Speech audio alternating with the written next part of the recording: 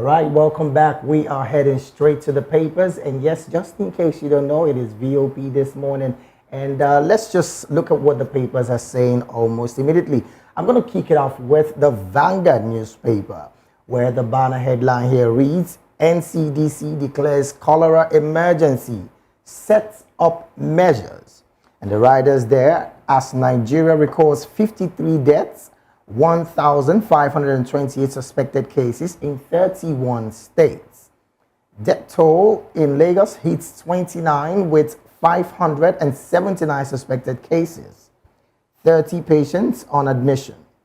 Investigation ongoing to review source of outbreak. This is from the Commissioner of Health, that's Dr. Abayomi there. Vaccine not available in public hospitals. Lagos engages Danish firm to construct 100 public toilets. Ogun records 1 death, 25 suspected cases. And then above the nameplates there, you find other headlines that reads, foreign loans drive up importation by 19% to $330 million. Shetima to Sokoto government, guard Sultan jealously. He's an institution. This story I saw yesterday, and I was just wondering. In fact, I shared with Fina, and she did mention that if they try to unseat that man, it's going to be practically the end of the Muslim religion in the north. And I said, well, I don't know how that would work, but it's going to be a very difficult thing to do. It shouldn't even be done. It shouldn't be done. Like, I think we were having this conversation yesterday. It's appalling how the way the Nigerian constitution has been structured and how it is affecting local leadership. You know, the chieftaincy, the local traditional institution, yes. How it's affecting it. It's appalling. It's appalling, really. It's appalling. And we're saying that, look, the only two traditional rulers that seem to be exonerated from this interference by politicians, that of yes, above Bini, and the Oyo State, what's it called now? Olubadan. No. Alaafin of Oyo. Okay. Yes, the Alaafin of Oyo. You know, they seem to be the only ones that have been exonerated. But our traditional institutions should be upheld. Again, I think it's just the involvement of these traditional rulers in politics. Some time ago, when Wike was in power as the governor, he had a meeting with some of his traditional chiefs, and then he was lambashing some of them. In fact, he was telling one, I know you, you just wear something. And in my head, I'm wondering, so it's disrespectful. How much disrespect does this man want to dish out? It's quite disturbing, because if we continue this way, one way or the other, we will be truncating our culture, our value, and everything that we stand for as a person because of, I don't want to say because of democracy, because really, even during the military.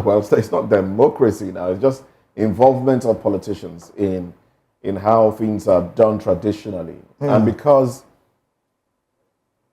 of the authority that has been given to politicians, because they wield executive powers, they tend to, impose that on these traditional rulers, and then some of them need some sort of kickbacks.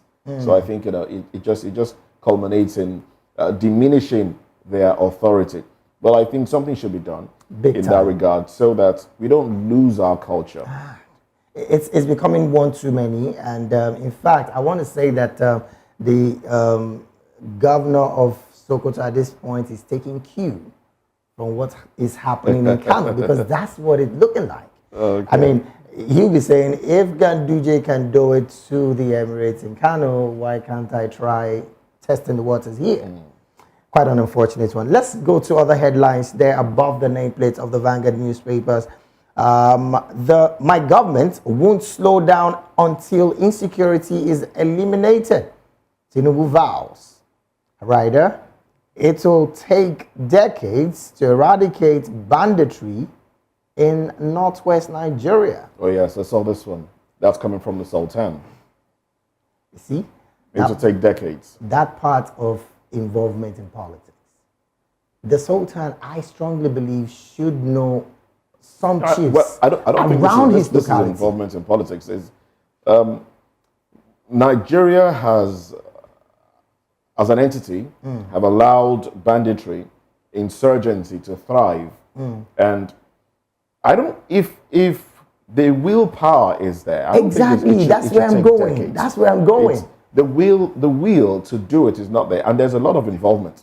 Now we know, even if it's not being said, we know that largely some of these banditry, some of these insurgency is driven by the will, the clamor for mineral resources. Sure. We know that. So it will now take a government in power to say, okay, let us regulate this industry and let us apprehend those that are using banditry, using unrest to steal the mineral resources in the country. Right. So that's where we need the willpower. And then I look at this statement, it's going to take decades. I also believe that our traditional institutions can help security-wise to clamp down on a lot of them are compromised. So we're back at this page again. Quite an unfortunate one. All right, let's just move on with the other headlines. Davido, Chiama's thrilling love story as they tie the knot today. Well, there is a major pictorial right there at the front page of the Vanguard newspaper where you find the Southern governors all gathered together in that beautiful attire, I must say. Quite beautiful. All right, beneath that pictorial, you find other headlines. Rivers crisis, ex-LG chairpersons flout police order, stage protest. Whatever is giving this with this confidence, I hope it doesn't go sour than this, really. Boko Haram adopts High Court Judge, wife, 2 orders. Minimum wage, approved 250,000 naira, demand to match inflationary trend. Labour tells Tinubu. And then in sports, Napoli to drop asking price for Victor Osimhen. Well, these are the headlines right there at the front page of the Vanguard newspaper. Let's see how best we can do other papers. All right. Well, talking about the minimum wage conversation, why one wonders why the government hasn't done something about it now. It's been 1 month. It's been almost a month. Almost a month. Since, just a few days into the end of, it's over a month actually.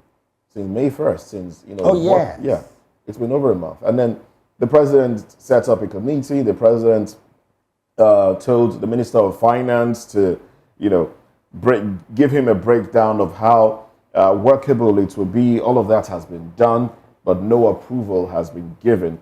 And then the conversation of private jets for the president is still ongoing. And that seems to be, on a speedy trail. That seems to be moving faster than the minimum wage. That's also from the backdrop of the Lagos-Calabar Coastal Road project that is gulping already 4 trillion. Interesting times. And then we're hearing, there's another conversation as to the Buhari administration wasting $100 million loan on meetings and consultations. Anyway, we'll probably find that one in one of the dailies. I'm talking about Davido and Chiama's wedding today. It's the talk of the town. I read up somewhere, I don't know how true, that they will be giving out Samsung phones. I don't know how true. I don't know how true. Let me go and look for invitation. I read up somewhere. They've given out. I've forgotten the brand of the model of the Samsung phone as well. But you know, it's one of the. I think it's the one that goes for about 2 million naira. Wow. About that, maybe 1 million or 2 million naira, and they say, okay, they're giving it out so people won't take bad pictures. Well, I don't know how true that is. But if that be the case, oh goodness me, this is levels. I like no levels. Small levels. No, but really, there are levels to these things, anyways. There are levels to it. That's a line from MI song. There are levels to it. I just said it. You wrap out this year. Okay. All right, then let's get into another paper now. The Punch is up next. The banner headline on the Punch reads: Dangote Refinery operators seek FG intervention as marketers opt for fuel import. Dealers slam IOC's NMDPRA, silent amid dirty fuel import accusation. All right, and then the pictorial from the Southern Governors Forum, right there, where they talked about a lot of things, which of course includes security, state policing, and a whole other things that they dwelt on at that meeting. Now, beside the nameplate, we have Senate writes AGF meets Cardoso over 30 trillion naira loan probe. That one was trending yesterday on X.com. Minimum wage. Be patient with Tinubu. Presidency pleads.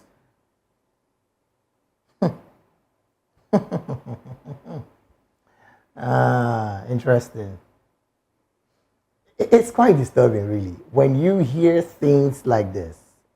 And on the other hand of the coin, or the other flipped part of the coin, you see these people doing something else.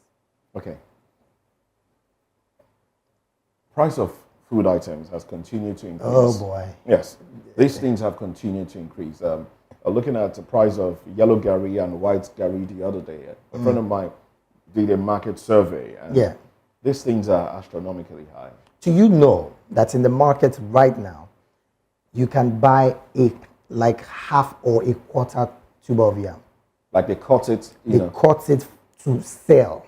You're talking about a tuber. That's how terrible it is. Right now, people take a tube of yam, slice it into tiny bits, and hawk. So you buy, if you want 4 slices, you buy 4 slices. You may not need to cut it again because it's been sliced already. And that's how bad it is. And then the presidency is asking for patience. How? And people are killing each other out of anger. The other day, somebody was angrily slit his friend's throat. And these things cannot be dissociated from hunger that is in the land. It's not far-fetched. It's just the reality that we are faced with. And it's quite an unfortunate one, really. We only would keep... I mean, let's look at Kenya, for goodness sake. What happened in Kenya? A finance bill was proposed. Tax on bread. 16% tax on bread was proposed. And Kenyans, decided that, look, we will not take this anymore. We will not take this anymore. It is becoming too much. And government had to start doing something about it. All right? They took to the streets and government had to start doing something about it. When will the government of Nigeria act like it feels the pain of the people? We hear the president say, let the poor breathe. But are you saying let the poor breathe, and then you have the poor in a stranglehold? You have the Nigerian in a chokehold? If you really want to let the poor breathe, then do things that will make life easy for the ordinary Nigerian. And we need to see that you are also, cutting down on your own expenses. Oh well, let's take some more headlines from the Punch newspaper still. Cholera spreads to 107 LGs, 1,528 persons infected. Anti-Sultan plot. Shetima, PDP wants as Sokoto denies allegation.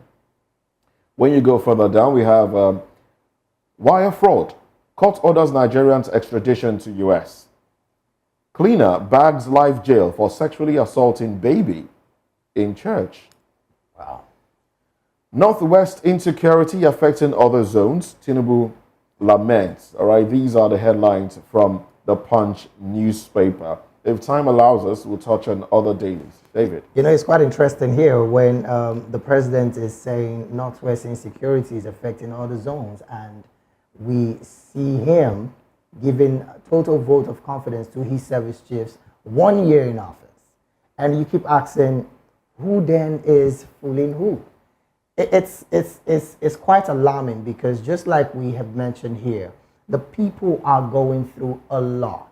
And let's face it, if Nigerians are suffering to this level and cannot even feed, and we have vast landmass and we are not utilizing it because of insecurity, yet farmers are not going to farm, everything is at the high, inflation is unbelievably at the top roof, and the president is still asking for more time and not even doing anything visible, then we only would ask, which way Nigeria?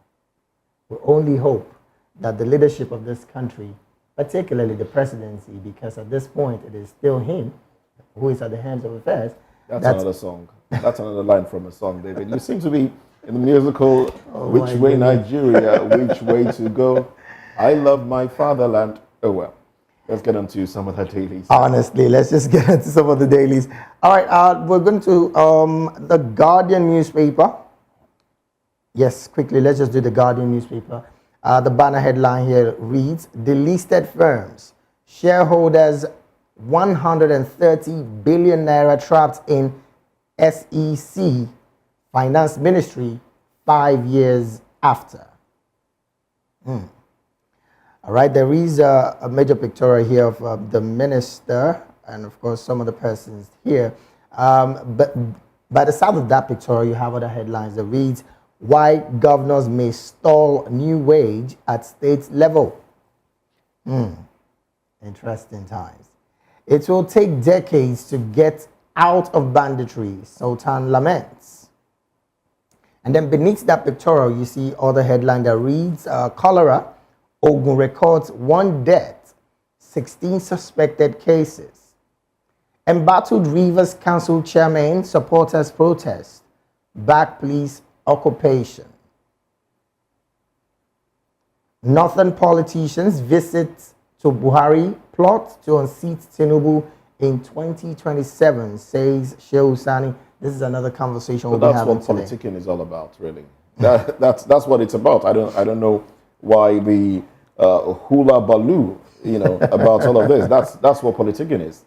One person seeks power, one party seeks to unseat the other. Yeah, that's what it is. And I'm kind of wondering. Well, let's get to that conversation anyway. Oh yes, that's part of the conversation we'll be having. OB expresses worry over exodus of multinationals. After upsetting Kano, political tremors rubble around Sultan of Sokoto. And then the final headline here reads, unmetered electricity customers rise by 600,000 in 3 months. All right, let me quickly go back to the minimum wage issue. We know that governors are saying that they can't pay beyond a certain amount of money. Governors are saying, look, if it's 62,000 naira, we will not be able to pay. Right. Okay, we've had that conversation. We know that FAC allocation goes to them and some other things, and they're asking for resource control. Right. All right. Private sector, the organized private sector, OPS, is saying, look, we can't do beyond 57,000 naira. And, that conversation is still ongoing. The civil servants are saying, look, give us 250,000 naira. Right. Government is saying, look, what we are considering is 62. I mean, the president said, I'm willing to pay above 60. And then we had 62. Goodness. But this thing really isn't, it's not rocket science. It's not difficult as we are being made to think it is. Right. Government should put up. Now, Former Minister of Works, Rajiv Fashola, was of the opinion that minimum wage is not what it is in Nigeria. What is a wage really? A wage is an hourly due. Right. An hourly payment for work done.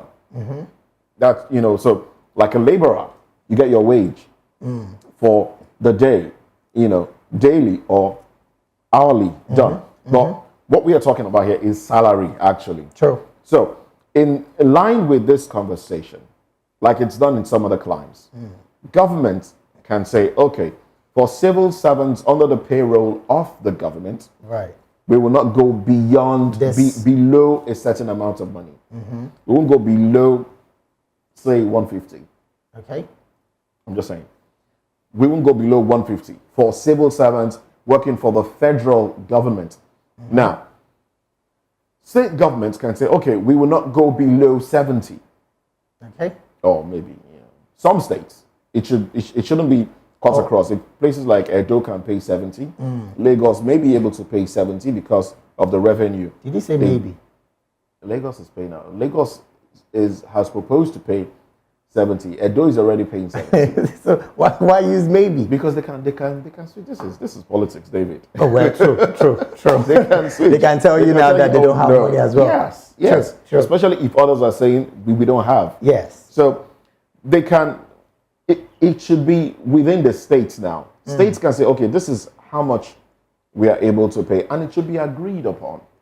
So workers within those states can pay, and then organized private sector will have a limit. It mustn't be a flat rate. I really don't know how the government, particularly state governors now, how they intend to manage their workers. I saw a news somewhere about the Delta State governor buying SUVs for members of the House of Representatives, and I wonder if you can buy, maybe, let me drop it, a minimum of 50 SUVs for people who already are on an astronomical pay. Then why can't you even try to say, let me... Local government, you say? No. I'm talking about the House of Rep members. Oh, okay. Not local government chairman, no. Okay. House of Rep members. And I just pegged it down to at least 50. State House Assembly. Okay. 50 of them. SUV. The smallest of an SUV presently, maybe, they are another 70, 80 million. By 50. And they don't have money. Interesting times. Well, it's somewhat interesting in Nigeria how our political allies try as much as they can to, I don't want to use the word play with the mind of the people, but it's what it is, sadly. Unfortunately. Oh, well, let's take a break. Well, that will be how far we can go with the newspaper review. Now, let's get into the major conversation now. Now, we did say that there are a few things we'll be looking at this morning. The presidential jet is up on our radar. The presidential jet, the People's Redemption Party, they have also lent their voice to the clamor that this shouldn't be. This is, well, they've said it is insensitive and reckless. And also, presidential candidates of the Labour Party in 2023 elections, Peter Obi, also did say this is insensitive. A lot of Nigerians are saying it's insensitive that we're even having this conversation. Well, let's talk about it when we come back.